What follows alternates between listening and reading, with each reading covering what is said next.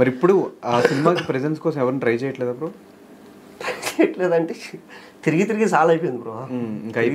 Solo release ఇంకా అది solo రిలీజే. నా దగ్గర 30 లక్షలు ఉంటే 30 లక్షలు తెచ్చి రిలీజ్ చేసుకుంటా, 5 లక్షలు ఉంటే 5 లక్షలు తెచ్చి రిలీజ్ చేసుకుంటా. లేదా కొంతమంది పాత ప్రొడ్యూసర్లు ఉన్నారనమాట. వాళ్ళు ఏంటంటే ఇలాంటి చిన్న సినిమాల కోసం వాళ్ళు సరే అమ్మ సగం ఖర్చు మీరు పెట్టుకోండి, సగం ఖర్చు మేము పెట్టుకుంటాం, మేము థియేటర్ రిలీజ్ చేయిస్తాం మీకు. ఇప్పుడు ఓటీటీకి వెళ్ళాలంటే ఫస్ట్ థియేటర్కి వెళ్ళాలి. సో నేను ఇట్లా థియేటర్ రిలీజ్ చేయిస్తాం మీకు అని చెప్పేసి కొంతమంది ఉన్నారు. సరే చూద్దాం కొద్ది రోజులు అనేసి వెయిటింగ్ అంతే. ఇప్పుడు అది ఒక లాక్ అయిపోయింది. ఏ సినిమా ఓటీటీకి వెళ్ళాలని కూడా ఫస్ట్ థియేటర్ రిలీజ్ అవ్వాలి. థియేటర్లు బతకాలి కదా పాపం. లేదంటే ఏమవుతుంది తెలుసా, ఓన్లీ ఓటీటీ కోసమే నానాక చెత్త సినిమాలు తీసి అమ్మేస్తారు. అవును. ఇప్పుడు ఒక ఓటీటీకి ఈ సంవత్సరము ఒక మంచి ఓటీటీ 1000 కోట్లు పెట్టింది తెలుగు సినిమాల మీద. సో మనం తెలుగు సినిమా ఒక 1000 కోట్లకు తెలుగు సినిమాలు కొనాలి. ఒక చిన్న ఓటీటీ ఒక 200 కోట్లకు తెలుగు సినిమాలు కొనాలి అన్నప్పుడు ఓన్లీ అంటే ఓటీటీ వాడు డైరెక్ట్ తీసేసుకుంటాడు. అంటే ఏది పడితే అది తీసి అమ్మేస్తారు. అప్పుడు ఏమవుతుంది, ఉన్న మార్కెట్ పోతుంది వాళ్ళకి, ఓటీటీ ఎత్తేసుకోవాల్సి వస్తుంది. సో అందుకు వాళ్ళు ఫస్ట్ థియేటర్కి వెళ్ళండి. మసూదా ఉంది, మసూదా అంత హిట్ అవుతుందని వాళ్ళు అనుకోలేదు. సామాజిక ఉంది అంత హిట్ అవుతుందని వాళ్ళు అనుకోలేదు. థియేటర్కి పోయారు, హిట్ కొట్టారు, తర్వాత ఓటీటీకి ఎక్కువ కమ్ముకున్నారు. వాళ్ళు ఫస్ట్ పోయినప్పుడు వాళ్ళకి ఒక బడ్జెట్ చెప్పారు, వీళ్ళకి నచ్చలే. ఇప్పుడు మసూదా ఫస్ట్ ఓటీటీకి పోతే అంత బడ్జెట్ వాళ్ళు ఇచ్చే బడ్జెట్ వీళ్ళకి నచ్చలేదు. సో ప్రొడ్యూసర్ డైరెక్ట్ రిలీజ్ చేసుకున్నాడు, భయంకరమైన హిట్ అయింది. ఇప్పుడు ఆయన వాళ్ళు చెప్పిన దానికి 10 రెట్లు ఇచ్చి వాళ్ళే కొన్నారు మళ్ళీ.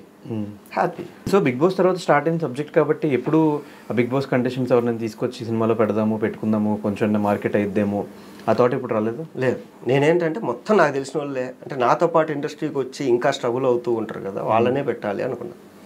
అంటే హిట్ కొడితే మహేష్ గారు హిట్ కొట్టారా, పొయ్యిందా మహేష్ గారి చేతులు కాల్చుకున్నారా, అంతే. ఊరికే వేరే వాళ్ళని తెచ్చి ఇబ్బంది పెట్టడం వద్దు నాకు. అది ఇందులో ఏదో గీతు మెయిన్ ఏదో ఒక ఇంపార్టెంట్ రోల్ చేసి ఇంపార్టెంట్ రోల్ ఉంటుంది గీతది. మరి పోస్టర్ మీద ఎందుకు రిలీజ్ చేయలేదు? కొంచెం సస్పెన్స్ అది, సస్పెన్స్. అందుకే నీకు ఎక్కడ పేరు కూడా వేయలేదు నేను. సస్పెన్స్ అది. సినిమాలో సస్పెన్స్, బయట పోస్టర్ మీద కూడా సస్పెన్స్. సినిమాలో కూడా సెకండ్ హాఫ్లో వస్తుంది గీతు. సెకండ్ హాఫ్లో వస్తుంది గీతు. అంటే నాకేంటంటే ఒక రాయలసీమ అమ్మాయి కావాలి అనుకున్నప్పుడు ఒక 2-3 ఆప్షన్లు ఉన్నారు. ఫస్ట్ ఆప్షన్ గీతు ఉండే. ఫోన్ చేసి గీతు ఇట్లా చేయాలి గీతు నా కోసం అది ఇది అంటే చేస్తాను అని చెప్పి వచ్చి చేసింది. ఇచ్చారా పేమెంట్ మరి మొత్తం? ఓకే. సో నేను రీసెంట్గా మ్యారేజ్ అయింది కాబట్టి నేను అందరూ వస్తారని ఎక్స్పెక్ట్ చేసా బ్రో, కానీ ఎవ్వరు రాలేదు. దేనికి? ఆ రోజు ముహూర్తాలు భయంకరంగా ఉన్నాయి. ఇంకోటి పెళ్ళి హైదరాబాద్లో కాదు, మా ఊర్లో. మా ఊర్లో ఏంటంటే నాకు ఇది మా చుట్టాలు మా ఫ్రెండ్స్ ఉండడానికే ఒక 40 రూములు కావాలంటే దొరకలే. అతి కష్టం మీద దొరికినాయి ఏదేదో రికమెండేషన్ ద్వారా. నేను పొరపాటున ఇండస్ట్రీ వాళ్ళని పిలిచి వీళ్ళకి నేను బౌన్సర్లను పెట్టి అక్కడ వీళ్ళకి హాస్పిటాలిటీ సరిగ్గా చూసుకోగా ఎందుకు వచ్చిన బాధ. పెళ్లిపీటల మీద కూడా మనకు వచ్చి అన్న అది లేదంట, అన్న ఇది లేదంట, ఎందుకురా హ్యాపీ పెళ్లి చేసుకుందాం అని చెప్పి చేసుకున్నాం. అది కానీ ఎక్కడ రివీల్ చేయకుండా 8 years నుంచి లవ్ చేసుకుంటా ఎలా ఒప్పించారు అసలు? 8 years లవ్ స్టోరీ ఏంటి? ఎక్కడ బిగ్ బాస్లో కానీ ఆ 2 seasonsలో ఎక్కడ రివీల్ చేయలేదు. సడన్గా ఒక ఫైన్ మార్నింగ్ ఇలా నాకు ఇవాళ పెళ్ళి ఉంది అని ఫోన్ చేసి షాక్ అవ్వరు ఎవరో ఎవరు? అంటే నాకేంటంటే పర్సనల్ లైఫ్ ప్రొఫెషనల్ లైఫ్ అని 2 ఉన్నాయి. ఇప్పుడు నేను ఇంట్లోకి వెళ్ళా అంటే సినిమాల గురించి ఎక్కువ మాట్లాడుకోను. ఇంట్లో వెళ్ళా అంటే ప్రశాంతంగా నా ఫ్రెండ్స్ ఉన్నారు, వాళ్ళ దగ్గర పోయినా అంటే సినిమాల గురించి ఎక్కువ మాట్లాడుకోను. అంటే సినిమాల గురించి మాట్లాడే ఇండస్ట్రీ ఫ్రెండ్స్ ఉన్నారు. ఇది కాకుండా నాతో పాటు చదువుకున్న వాళ్ళు మేమంతా కలుస్తాం కదా ఎప్పుడన్నా, అప్పుడు సినిమాల గురించి అసలు టాపిక్లే రావు. వాళ్ళు ఏం అడగారు, నేను కూడా ఏం చెప్పను. సో అట్లా ఏంటంటే ఎప్పుడు ఫస్ట్ నుంచి లవ్ చేసుకోవాలనుకున్నాము. లాక్డౌన్ ముందు చేసుకోవాలనుకున్నాము, కుదరలేదు. సరే చేసుకుందా లాక్డౌన్ వచ్చింది. లాక్డౌన్ తర్వాత చేసుకుందాము, నాకు మధ్యలో ఈ పురుగు వచ్చింది మైండ్లోకి, ఇది సినిమా తీద్దాం ఫస్ట్ అని.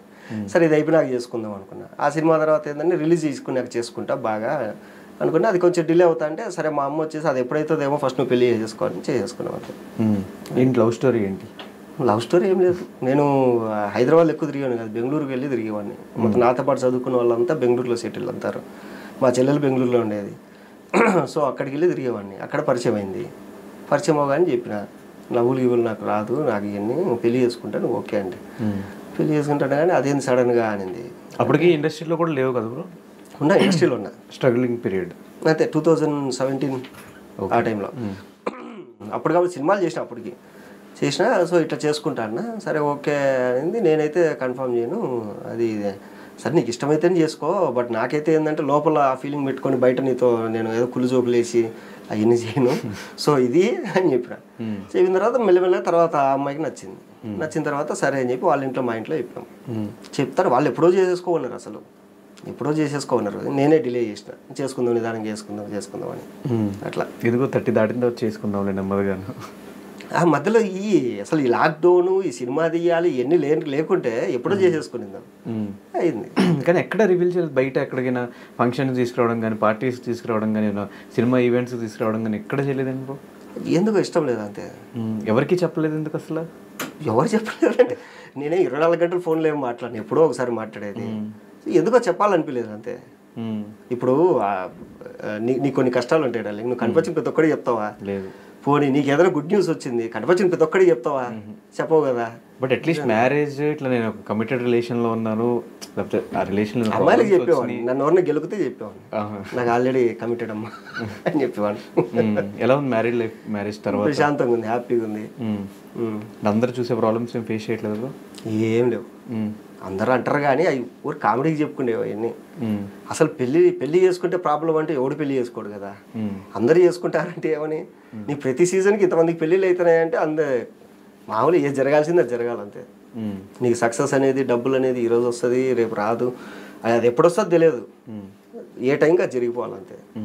అంటే ఇప్పుడు మైండ్ సెట్ కానీ, ఫినాన్షియల్గా కానీ, రేపు సినిమా రిలీజ్ అయ్యే టైం కానీ ఇదంతా ఇప్పుడు బడ్జెట్లో అంతా ఎలా మేనేజ్ చేస్తున్నావు? అసలు డబ్బులు ఉన్నాయా లేవా?